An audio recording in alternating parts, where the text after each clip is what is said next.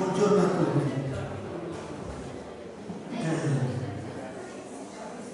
Mi piacerebbe parlare in sala, tanto solare, sarebbe bravissimo. Se no che ci impongono la lingua italiana come lingua veicolare e per forza ci tocca parlare in italiano. Dunque, faccio una breve premessa. Dall'alto, scherzo un po', dall'alto degli titoli accademici e i giuri sono tanti e quindi autentici contro la moda di oggi, su molti se ne inventano. Tanti sono che purtroppo sono già nelle enciclopedie come se fosse già morto. Dall'alto di questi titoli accademici vi posso garantire che la scoperta dei busti in pietra degli Arborea a San Gavino Reale è in assoluto una delle più grandi scoperte storiche, non solamente per la Sardegna, ma per l'Italia e per l'Europa. Difficilmente si trova una terra che ha insieme, dove si trovano insieme una famiglia regnante con i suoi titoli, i suoi simboli e i suoi emblemi come questa che abbiamo noi a San Gavino Reale. Non ce ne sono, almeno non credo. La mia scienza. Quindi siamo all'interno di una scoperta grandiosa e non capisco perché ci siano voluti 33 anni per poterla valorizzare. Comunque vi ringrazio che oggi lo si può fare, grazie all'Associazione Culturale del Rinascimento di San Canceso. San Vincenzo. Non potevo scegliere. E grazie al comune di San Gavino. Bene, ci ho detto, entriamo subito nell'argomento. Siccome io sono anziano e a volte seguo un cruzzo, non arnoso, cioè un po'. Se qualche cosa non è chiara, mi interrompete, alzate la mano e me la chiedete. E io la spiego meglio. Ho semplicemente un quarto d'ora, 20 minuti, 3 quarti d'ora di tempo per spiegarvi questa scoperta, come ci sono arrivato, che poi vi dirò quale importanza ha, perché non è solamente una scoperta punto e basta, ma l'importanza delle conseguenze di questa scoperta. Allora, prima di tutto, prima della scoperta che è del 1984, cosa si sapeva degli Arborea, di Eleonora, di tutta questa storia? Cosa si sapeva? Andiamo subito a vedere. Allora, si deve tornare indietro di 177 anni, quando sul trono sardo del Regno di Sardegna sale un re Carlo Alberto, che tutti quanti dicono di Savoia, che non era Savoia, era re di Sardegna e non era Savoia, il quale naturalmente vuole rinnovare il suo regno di Sardegna e chiede ai suoi territori di scrivere la storia del territorio. E nel 1000, subito dopo, questo è il Regno di Sardegna, vedete che è il Piemonte, sul Piemonte c'è scritto Sardegna, non c'è scritto Piemonte. Sul Regno di Sardegna lui dice di scrivere la storia, ecco qui Carlo Alberto, e emana nel 1833 si chiama un pregio biglietto dove istituisce le deputazioni di storia patria per la Sardegna proprio per scrivere la storia dei territori. Se non che i sardi vanno a cercare e non trovano niente, perché noi siamo degli scrittori di storia in assoluto.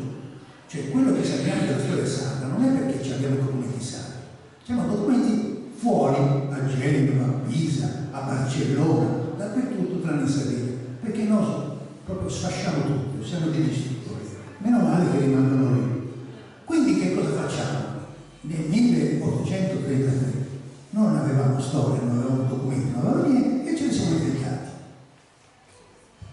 Ce ne siamo inventati ed ecco che dopo una decina d'anni compare un sacerdote, un monaco, questo Cosimo Manca, nel 1945, che comincia a tirare fuori dei documenti sardi, diceva lui, trovati in un convento di Oristano. Con la sete che avevamo noi per fare storia e non ne avevamo, li abbiamo presi per buoni, soprattutto un certo Martini, che era il capo della deputazione storia patria per la Sardegna e anche direttore della biblioteca, e pagando fiori di quattrini compra un fascio di documenti tutti falsi. Ve li faccio vedere. Ecco, questo per esempio, non so se si vede perché un po' il sole, questo è un documento falso dei falsi d'Arborea, dove si inventa di tutto, cioè chi li ha fatti, e noi abbiamo anche il sospetto di chi li ha fatti, era un gruppetto di gente che sapeva un pochettino di paleografia, cioè delle scritture, e li ha fatti, dove ha inventato di tutto, cioè se non abbiamo storia ce la inventiamo. E questo Martini, soprattutto lui poveraccio, l'ha preso per buono, ha pagato fiori di soldi, sia al frate che a quelli che hanno inventato queste cose, date per buone, e ha scritto un libro che io ho, codici, foglie pergamene di Arborea, di grosso così. Cosa c'è dentro? Io vi faccio vedere come l'ha trascritta lui, cioè l'hanno letta quelli che l'hanno fatti falsi e cominciano a tirare fuori le balle che ancora oggi girano come roba vera, purtroppo ancora oggi come roba vera. Per esempio c'è una poesia, io non lo so se si vede bene, che dice, che soprattutto io mi punto su Eleonora, ma parla un po' di tutta la storia sarda inventata, che dice: o magnifica figlia de Mariano, chi supra su cavallo plus valenti e spingendo saranza in issa mano, in mezzo dessa guerra plus ardenti vinci duas, cioè come se fosse una specie di eroina, che poi scopriamo che Eleonora purtroppo era anziana, non aveva nessuna intenzione di andare con la lancia in resta, però già si inventava questa idea di Eleonora guerriera come se fosse una giocata d'arco. Questa è poesia. Poi c'è anche la prosa, per esempio dice la prosa: Custa potenti e magnifica femmina, ammirabile prodotto su mondo, fui figlia de Mariano, de suo Germaniano, de Arborea e Visconte di Basso, bella canto su sole, per esempio, o bianca come questa luna, io non la vedo bene, comunque continua così, tirando fuori che era una cosa meravigliosa, poi vedremo che purtroppo le cose non stanno proprio così, perché la San Gavino un po' la ridimensiona, almeno fisicamente. Comunque, ce la siamo inventati. E ancora oggi questa idea di Eleonora, soprattutto a Oristano, che c'era presente nelle sfilate di Carnevale, come una bellezza, siamo andati avanti. Poi, non contenti di avere falsi d'Arborea, un'iconoclasta, chiamo un'iconoclasta, uno che fa delle immagini sbagliate, ha preso il ritratto di Giovanna la Pazza, che è una regina di 100 anni più dopo Leonora, questa Giovanna d'Arazza, e in epoca dei falsi d'Arborea, cioè nell'Ottocento, nell'epoca romantica, c'è scritto sotto Donna Eleonora d'Arborea. Ecco, la scritta voi non la vedete, ma c'è scritto Donna Eleonora d'Arborea. Prima di tutto non è Eleonora perché? Perché questo ritratto che vedete è sparso in quasi tutta la Spagna. Io che ho frequentato la Spagna, perché ci ho abitato per 15 anni, nella Sierra di Guadarrama, che è sopra Madrid, ci sono i casini di caccia, ho visto il ritratto di Giovanna d'Arazza uguale, riprodotto, senza la scritta sotto. Questo invece che ce la presenta come se fosse Eleonora d'Arborea, c'è scritto Donna Eleonora. Già non mi sembra, io non sono uno storico dell'arte, se c'è qualcuno più bravo di me me lo può dire, non credo che ci sia un quadro in tutta la storia dell'arte italiana dove sotto ci sia scritto chi è il ritratto. È la prima. Evidentemente ce l'hanno scritta per imbrogliarci, per indicare chi è. Già la scritta è sbagliata, è lì. Poi qualsiasi donna riconoscerebbe che quello è un vestito del 1500 e non del 1300. Si vede che è un vestito elaborato, non è possibile che... Ecco, questi sono i ritratti che io vedevo in Spagna. Voi vedete che questo per esempio è un vestito del 1300 che non è elaborato come questi vestiti del 1500.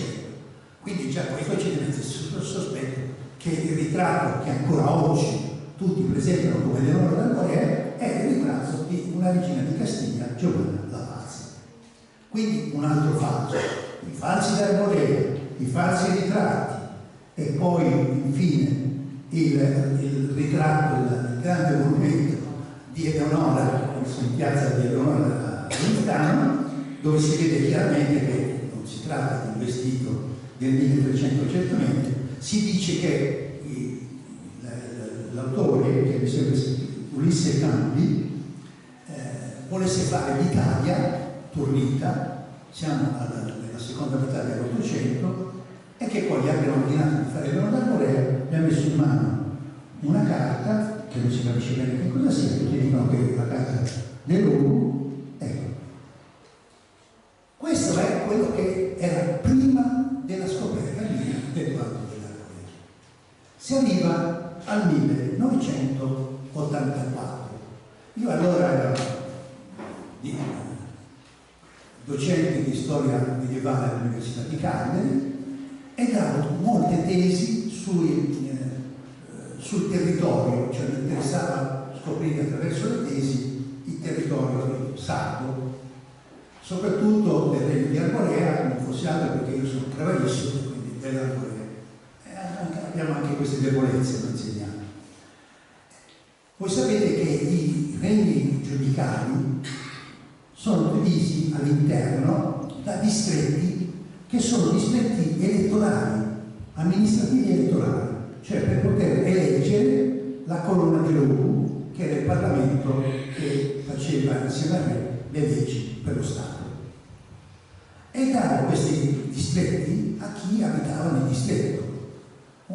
Mi ricordo appena, perché sono passati purtroppo 33 anni, ricordo appena che diedi la curatoria di Buonozzuri, che è molto ampia, che è questa cosa, c'è San Gavino come sede centrale, a Giambattista Malina, mi sembra, io spero che venga e me lo ricordo. E come tutti gli studenti di allora mi portavano materiale, cioè fotografie, cartine, un po' di tutto della curatoria, perché io mi vedessi e poi gli dessi l'indirizzo per la tesi di laurea. Giovanni, tra le altre cose, mi portò all'interno della chiesa di San Gavino Monreale, dove io con la lente guardando cominciai a vedere qualche cosa che mi faceva suonare tutti i campanelli. Io sono molto curioso, c'era qualche cosa piccolina che si vedeva solo con la lente, cioè si vedeva delle faccine con in testa qualche cosa che sembrava delle croci. Quindi non tornarono i conti con quello che si pensava che nelle chiese ci fosse sempre i ritratti di Gesù, di Maria, della Madonna, di questo, di quell'altro. Cioè era chiaramente qualcosa di laico e naturalmente quindi si è ad approfondire. In quel tempo storicamente, cioè si tratta di tutto di una chiesa gotica, perché vedete che, non so se voi riconoscete un gotico dal romanico, una chiesa gotica, quindi siamo nel 1300, già mi collocava che le statuette sono del 1300, e ecco, vedevo nei peluci delle faccine. Viste da vicino, le faccine erano 4, poi vedremo che sono anche di più, 4, ma esaminate a uno aprivano a me un mondo. Che mondo? Che anch'io, ricordate che vengo dalla vecchia storiografia. La vecchia storiografia, prima di me, cioè anche con il mio maestro Bosco, parlava della Sardegna dipendente dalla Spagna, dagli aragonesi, dai pisani genovesi, cioè una storiografia passiva della terra della Sardegna come se fosse un territorio a disposizione di tutti, dove tutti vengono, costruiscono, abbattono, prevaricano, fanno questo, quell'altro, cioè una storiografia che ancora oggi è valida, che è chiamata la storia della Sardegna. A me queste statuette invece presentavano qualcosa di diverso, presentava dei re, dei sovrani, come simboli. Naturalmente non è che subito mi si sono aperte le porte dell'intelletto, ci ho dovuto lavorare dall'84, ci ho lavorato fino al 90, quando ho scritto la mia opera, che in realtà trasforma la storia della Sardegna regionale in storia della Sardegna statuale. Voi dite, ma che differenza c'è? No, c'è un'enorme differenza. Non qui nel fatto della storia, guardate bene, perché in fondo quella storia, cioè le vicende storiche, sono pressappoco uguali, ma nel valore, perché una Sardegna statuale vuol dire che quegli stati sardi devono entrare nella storiografia mondiale come tutti gli altri stati. Scusate, se nell'area italiana ci sono i regni longobardi e ci sono i regni normanni e ci sono di questi e c'è quell'altro, perché non ci devono stare i regni? Quindi passo da una storia regionale che non conta niente, perché tutti hanno le storie regionali, a una storia statuale dove comincio a avere un'importanza a carattere almeno nazionale e internazionale.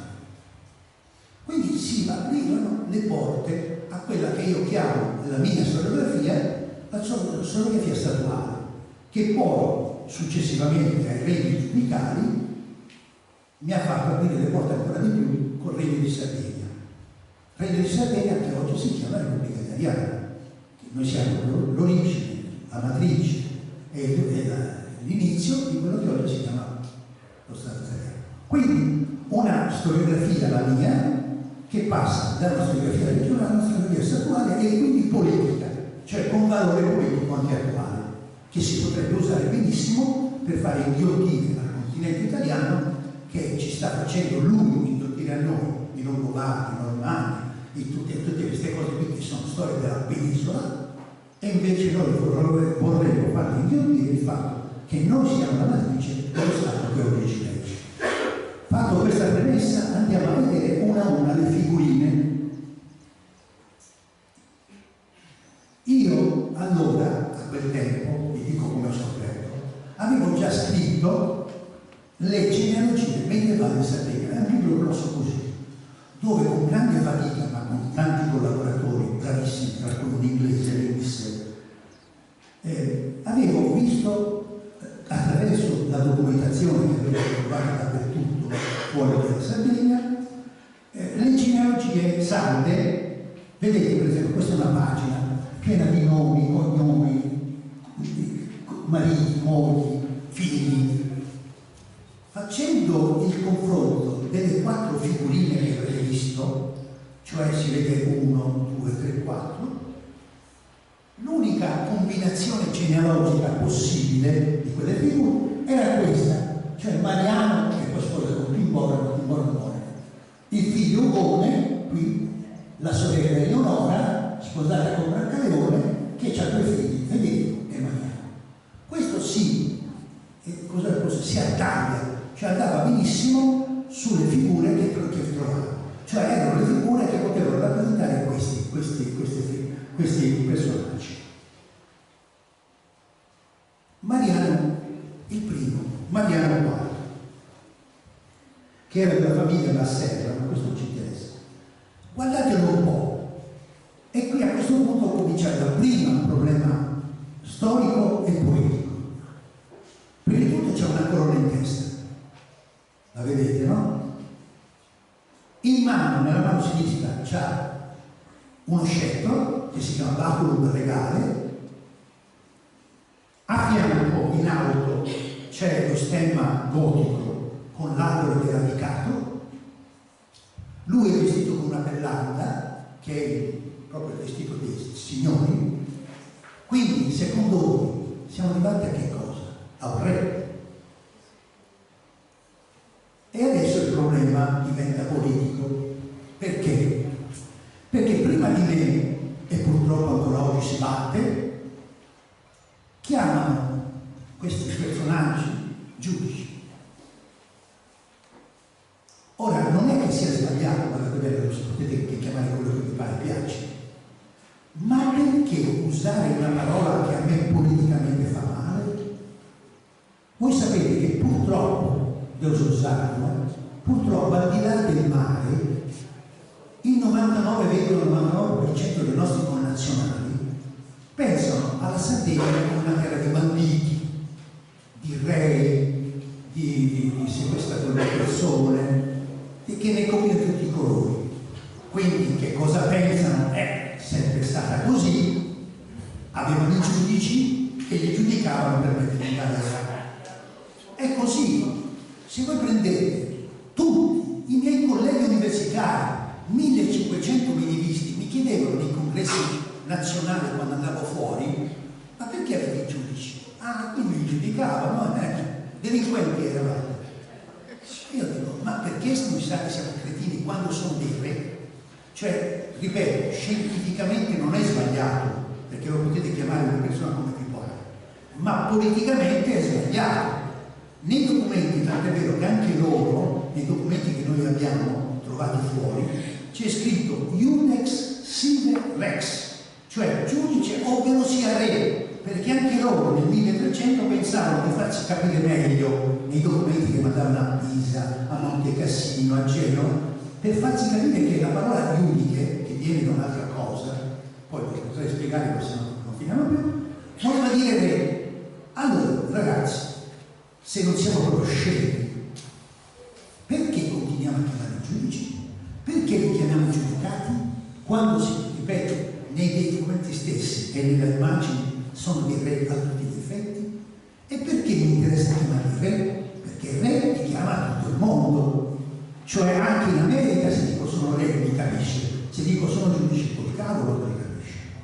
Quindi, ripeto, la mia storiografia sta rompendo con la vecchia storiografia per presentare una storiografia che però ha ragioni e valori politici.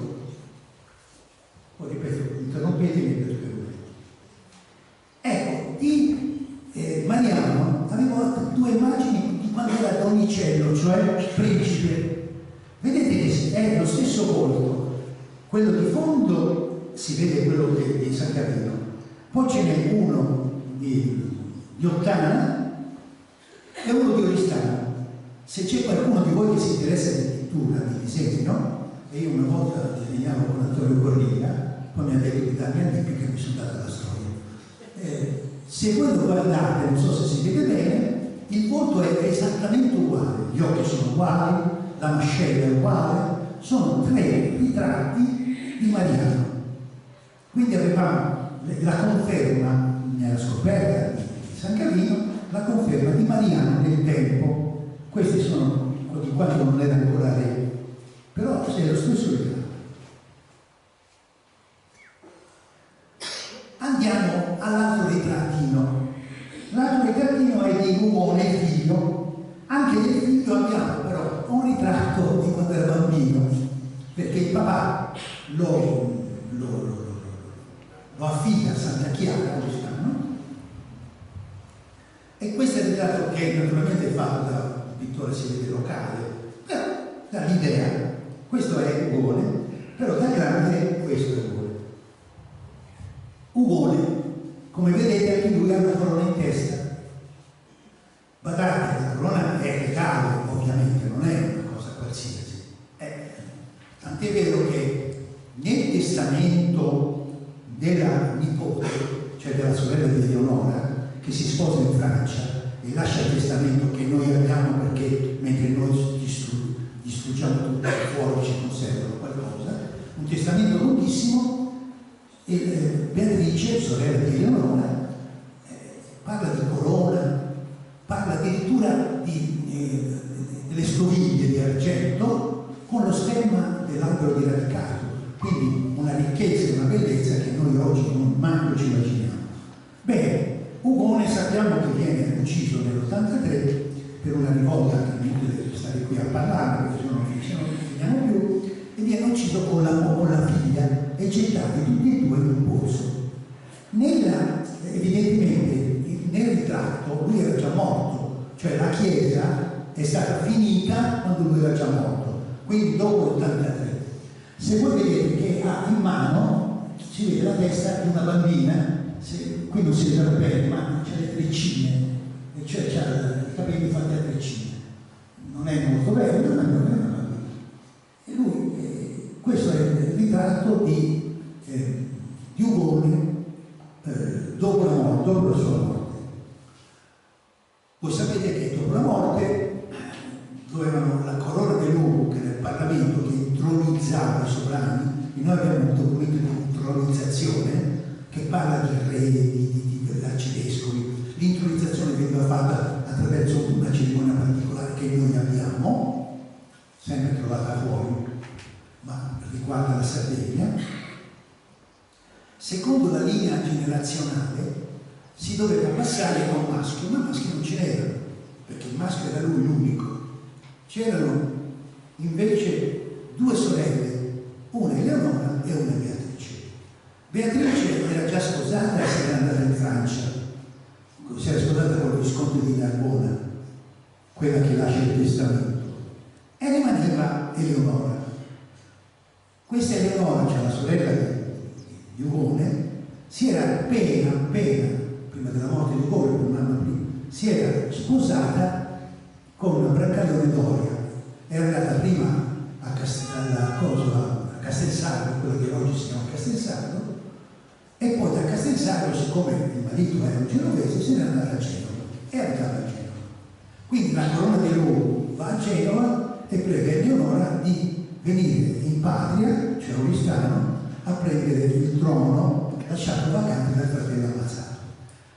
Voi sapete, nelle genealogie sarde le donne non erano regnanti, non erano come Elisabetta d'Inghilterra, no, erano portatrici di titolo, cioè erano o regine reggenti per i figli minori o regine consorti del marito che diventava lui il signore maschio, diventava lui il sovrano, oppure dopo regine madre, quello che sarà.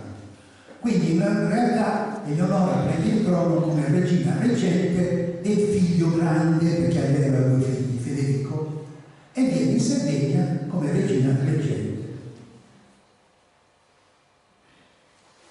Questa è Benedetta, perché vi ho detto, Eleonora. Ecco. E anche Eleonora a me, chiaramente, mi ha aperto un mondo, perché? Perché allora io abitavo molto a Barcellona e studiavo dei documenti particolari che si chiamano processos contro lo Arborea. Processi contro l'Arborea. Voi dite, perché processi? Sono quei processi che fanno all'Aia, a Dossi, che fanno a Kim Jong-un, processi nel senso di dire è un criminale quello che si comporta così, sono processi politici, non hanno nulla a che vedere col processo giudiziario, no? Con il processo penale o niente. Sono dei processi politici, cioè il re che comincia a dire che quello si comportava male, è come con Trump adesso con Kim, come si chiama? Kim, quello della Corea del Nord, valgono perché valgono. L'importante è che per fare questi processi hanno fatto testimonianze, tu l'hai vista, tu non l'hai vista, il processo sono 10 volumi che io ho letto parecchie volte, tutti e 10, sono grossi così descritti in una scrittura bestiale, che parlano molto di Eleonora. Quindi, diciamo, la figura di Eleonora non è che ne sappiamo molto perché è importante, ne sappiamo molto perché è molto scritta, ma regine come Eleonora ce ne sono, c'è Benedetta di Cadari, c'è Giovanna di Gallura, c'è Adelasa di Torres, che sono figure altrettanto importanti come Eleonora, guardate bene. Comunque, di Eleonora sappiamo più delle altre, perché delle altre documenti sono pochissimi, mentre di Eleonora i documenti sono molti. E quindi la figura di Eleonora, già vediamola un po', qualche cosa non funziona guardandola così, anche voi ragazzi che siete più bravi di me. Il vestito, vedete, è bordato sia nelle maniche che nel collo con qualche cosa che secondo me è terziopelo, cioè si chiama terziopelo, il velluto, di velluto, secondo me è velluto, sia vedete nel collo, poi c'è dei bottoni che sicuramente secondo me sono d'argento. L'abito, io l'ho confrontato con gli abiti, è un abito probabilmente copiato dalla Francia, perché la sorella era in Francia, ma è un abito del 300, chiaramente. Ma questo non ci porta per dire solamente che non è certamente del 1500 come quello di Giovanna la Pazza. Poi c'è una cosa strana, ha i capelli lunghi. Beh, se voi andate anche al cimitero di Pisa, voi vedete che nel 1300 tutte le donne hanno la crocchia, cioè i capelli si tirano su, la crocchia, capelli lunghi. C'è un mistero. E infine, guardandola bene, così andiamo alla cosa. Guardandola bene, dove è andata a finire? Eccola, poi torniamo indietro. C'ha nella guancia destra qualche cosa che come una specie di cicatrice, che chiaramente non è fatta dopo, è fatta contemporanea, fatta vedere da scarpellini, non c'è dubbio. C'ha una cicatrice, una grossa cicatrice che va dall'occhio fino alla bocca, che la storce anche leggermente. Io l'ho fatta vedere anche a San Rossore. San Rossore è una clinica specializzata per la chirurgia plastica alle attrici, cioè le gonfiano oggi. Labbra, ci mette un po' di puntorino qua, là, sono dei specialisti.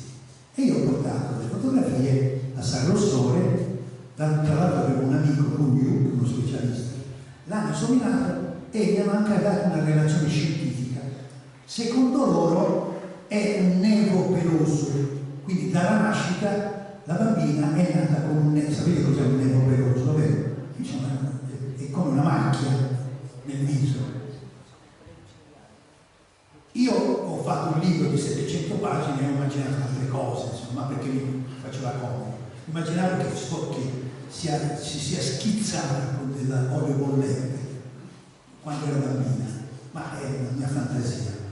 Andiamo sul nervo peloso. Perché? Perché anche a me, che conoscevo un po' la storia di Eleonora, attraverso i famosi processi contro Sardorea, allora mi risultava strano. Qual è le stranezze maggiori?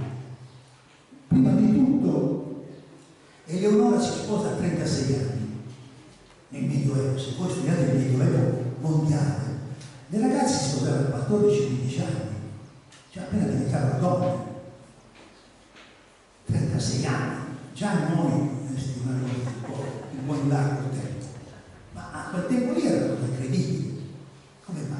Una principessa di un regno come quello turistano, che era un regno magnifico, non è come oggi turistano, che è proprio diventata la sua terra. Ma a quel tempo lì era frequentata dalle più grandi famiglie europee che io conosco. Tutti i più grandi potenti della terra venivano a Oristano.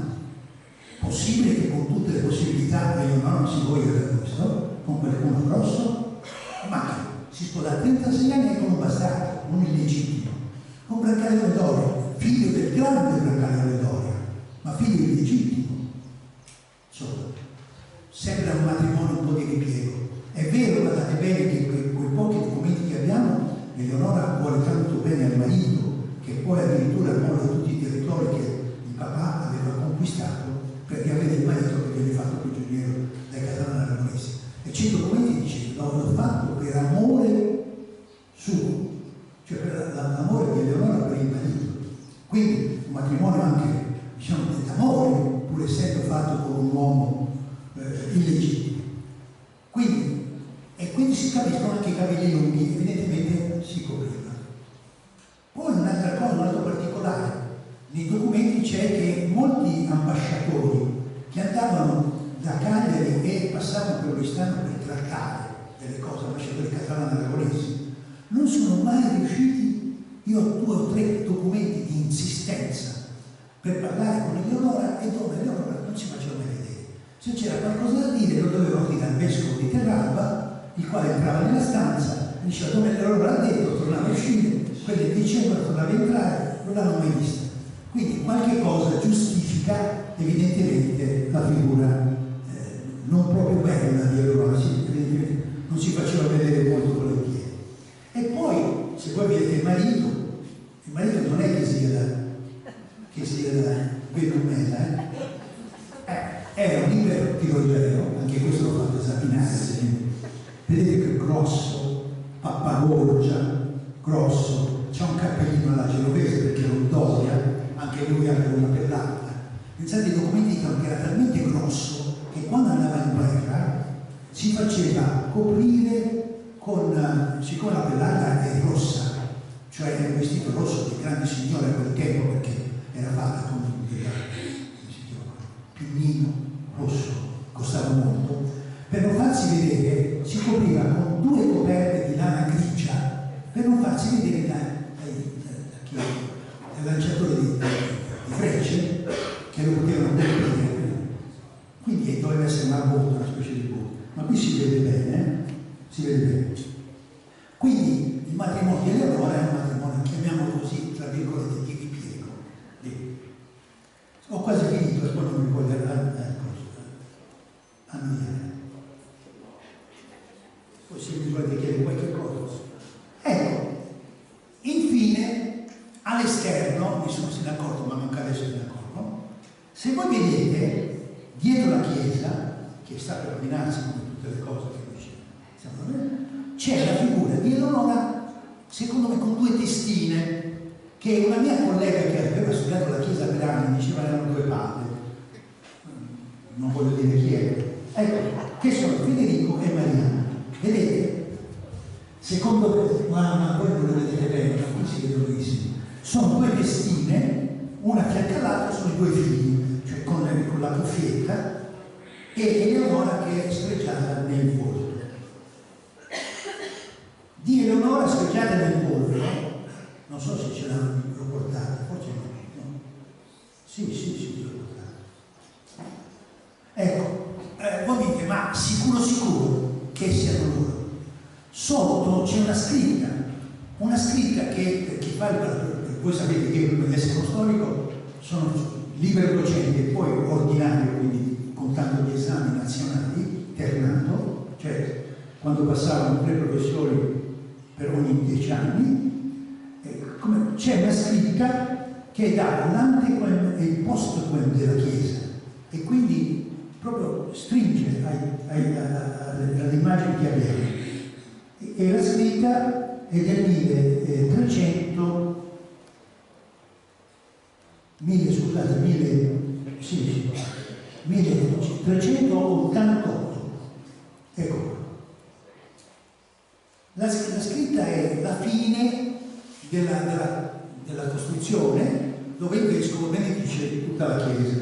Quindi chiaramente siamo in quella cosa che vi ho detto nel periodo di Eleonora.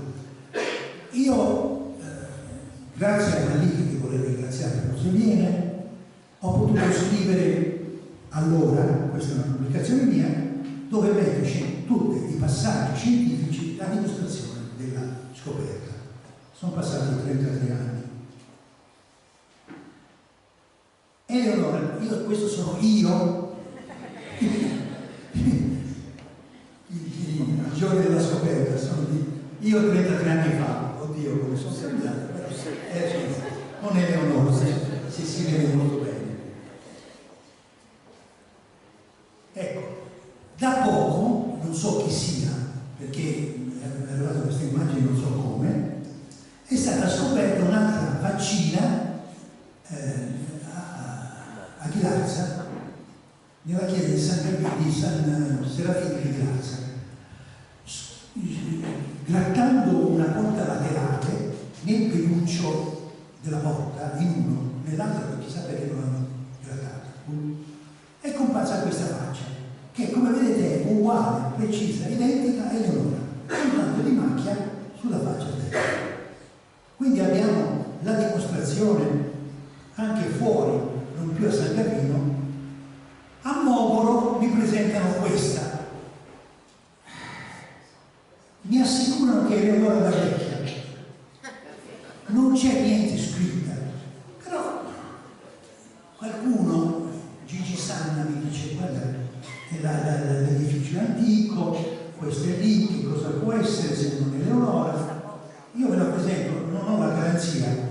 Potrebbe essere, anche questa sembra che c'è della macchia, qualche cosa a destra, voi non la vedete bene perché c'è troppa luce, ma se vedete l'immagine, potrebbe essere, non ci giurerei, ma potrebbe essere. Quindi cominciano le cose a cambiare. Io ho scritto un libro sulla Corea, 700 pagine. Se volete saperne di più, ragazzi, vi leggete il libro. Grazie.